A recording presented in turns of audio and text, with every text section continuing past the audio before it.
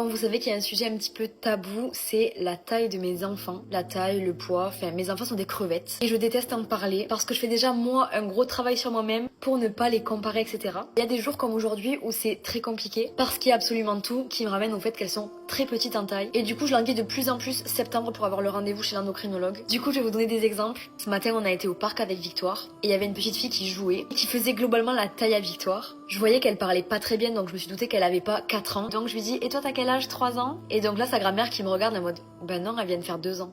Ok. Et donc là, je suis obligée de comparer et de me dire ah ouais, elle fait 30 cm de plus que mes filles. Autre exemple très flagrant, Nounou vient de m'envoyer des petites photos des filles de la matinée et c'était la reprise pour le petit garçon qui est avec elle chez Nounou, qui a simplement quelques mois de plus. Je vous mets la photo juste ici. Regardez-moi cette différence de taille. Alors, je sais qu'il faut pas comparer garçon et fille, mais là quand même. En vrai, je garde le sourire, mais j'ai envie de chialer. Dernière chose, c'est tous les messages que je peux recevoir. Oh là là, elles ont tellement grandi.